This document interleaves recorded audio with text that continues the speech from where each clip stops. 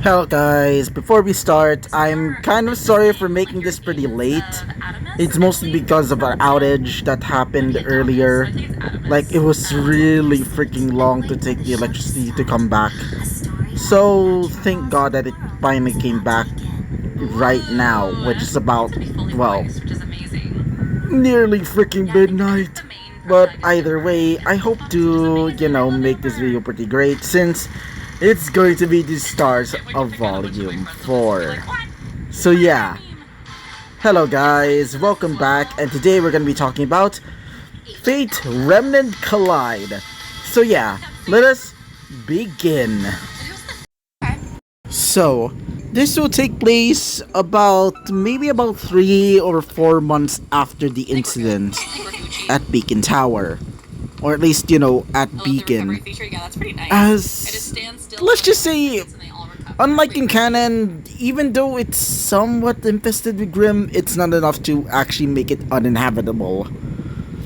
As the victory was somewhat hollow, thanks to the help of, Rex basically going into a mental shutdown at that point, as he's currently still covered in the grail mud, which thankfully they were able to basically get off.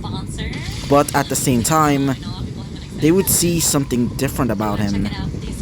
One of the most noticeable is that of his, arm. Or at least what's left of his arm. It was gone. As when Good Witch, aka Rex's mother, basically arrived, let's just say she was both mad, angry, and also relieved. Knowing that her son is okay, and also because her son's arm is now basically just gone. As meanwhile, as we also see some of the members of Team Cinder, or at least Cinder's group, as they finally escaped I guess you could say the battle. As well with, also at the same time, Cinder would also report about how she was successful at getting the maiden powers. But at the same time, their informant, aka Walter, is now limbless. As a certain someone, aka Salem, would say that she will help them with their problem, and would start to leave, going towards the Grim, or the Land of Darkness, or at least I think that was the name. As meanwhile, back with the rest of Team Wrath, or at least what's left of it, Harmony would actually would basically encounter Adam, and would replace, not Pyra, I meant, Yang in that situation. Where instead of losing her, I guess you'd say her arm, instead she gets, the side of her stomach basically torn to sunders. Imagine like that manga panel of Rangiku from Bleach. And if you don't know which one, it's the one where she literally got blitzed by, I think it was Gin. Yeah, I think it was Gin, if I remember correctly. Or was it one of the Espada? Actually, never mind thinking about it. But for now, just remember this, that she literally lost her side. As well as Tina would have her own problems. In this case, she would actually run away from the battle, as she was too scared, or at least too terrified to actually get into the fight, since so much was happening, and she was more worried for that of her mother. Yeah, as we finally go towards the other members of, or at least the actual main cast of RWBY. So let's recap this. RWBY is pretty much okay-ish. She doesn't get the trauma from canon. Vice doesn't get that much trauma from canon. The most significant one is probably like Yang and, Blake, as Yang doesn't get her arm ripped off by Adam, and a certain someone, aka Blake, doesn't leave, or at least somewhat leave, towards Menagerie. Another significant change would probably be Pyra in this case, since she actually lived but doesn't have the maiden power, so womp womp. As for the rest of the team, Juniper, they're pretty much okay, somewhat. Well, for now, at least. And for Osmond, he's dead, just like in canon. And for the rest of Vale, it's somewhat okay for now, as the Grimm are currently being exterminated thanks to the help of the Atlas military. As another thing is also changed, that of Roman Torchwick. Well, for now, let's just say he's currently ran away. And unfortunately for Neo, she does not know that and thinks that he's, just like in canon, dead. So, as she's currently now sulking, and something would appear in her arm, or at least on her arm, a command seal. And for finally, Whiteley, yes, I'm going to be making Whiteley a bit of an recurring character. Actually, yeah, for obvious reasons, because honestly, I feel like he's been done dirty by the writers. Honestly, he would be returning back to Atlas. Well, unlike his sister, he would still pretty much hate, a certain someone. Jerks! Anyway. As he would promise Weiss to basically, visit her again someday. As he would leave, going back to Atlas. As in the school, not the actual, kingdom. As of now, Rex is pretty much in a coma for now. Basically replacing, I think it was Yang, or was it, yeah, Yang, in this time, in that part of the timeline, as he's currently still pretty much not doing okay. As his mother, or adopted mother, that of, Glinda, would be watching over him, saying things, praying for him to basically be okay. But currently, outside, or at least I meant inside his mind.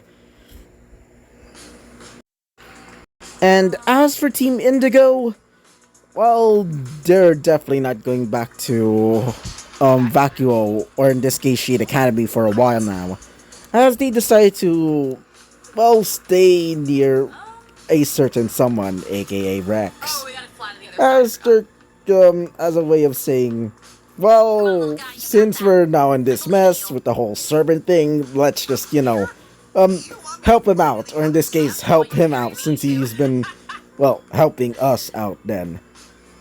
Especially with a certain someone on their team having a servant.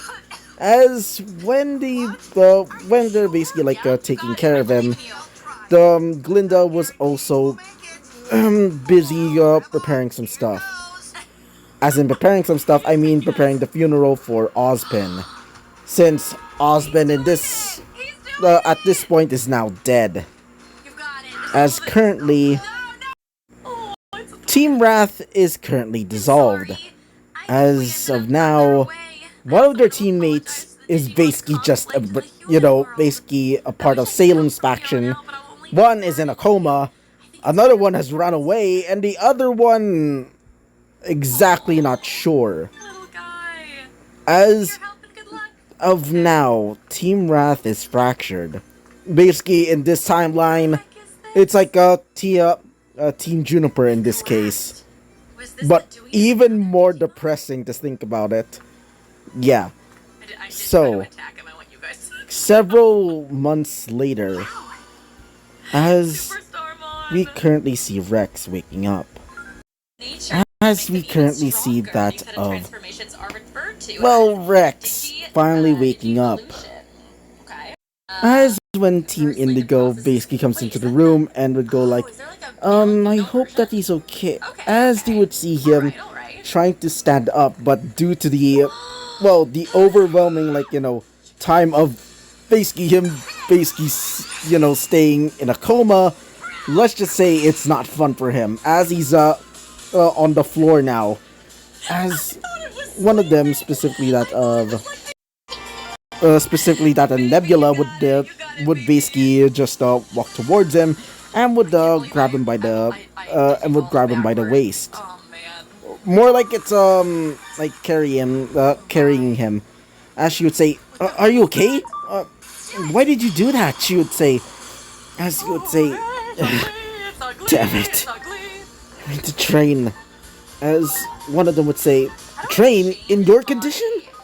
As that person was, Gwen. As Gwen would just be surprised seeing him just deciding to do that, even though he's clearly injured. As he would say, "I do not care. Need to get stronger." As one of them would say, "Sure, but for now, you should probably rest," said Duel. As when she said it, she, wait for a second, my throat. Nebula would basically put him back on the bed and would say, "For now, just rest. Let's just, we'll just have to inform, Professor Goodwitch about your, well, awakening." As he would start to leave, as he would say, "Damn it. Damn it, why, Walter? Why couldn't you? Damn it." As he would be pissed off all to hell. Well, especially since, a certain someone in their team decided to betray them. As, while saying this, one of his eyes would start to glow a different color. One of his, used to be golden eyes would start to glow a different color. Something far darker. Somewhat more malevolent in a way. Wait for a second. We currently see our boy Rex as he's currently still in pain. As he would try to lift off his Gungnir. As when he tried, due to the time of him basically just staying on the bed for so long, or in this case being in a coma for so long, his muscles, let's just say they're kind of gone.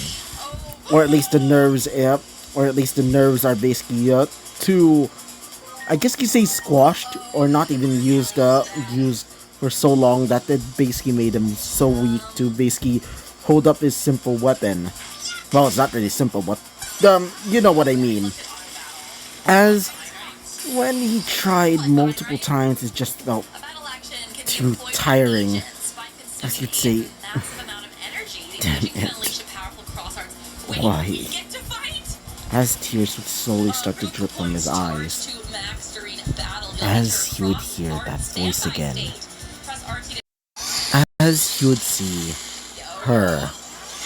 That of a certain little, not really little, but a certain little beast class servant. As she would say, "Master, I think it's better if you allow me to lend you my power." As he would say, "Why would I? You're a beast class. One of the most dangerous kinds of servant. Why would I?" As she would say, "I may be a beast, but it does not mean that I do not care about humanity. After all, us beasts, we both hate and love humanity. I would rather not let it die, even if it's not our reality." As she would say this to him. "Now, tell me, Master, would you rather die or become stronger?" As she would lend her hand, almost like a Faustian deal. And so we're gonna be ending off this episode right off here, guys. So yeah, Bye bye.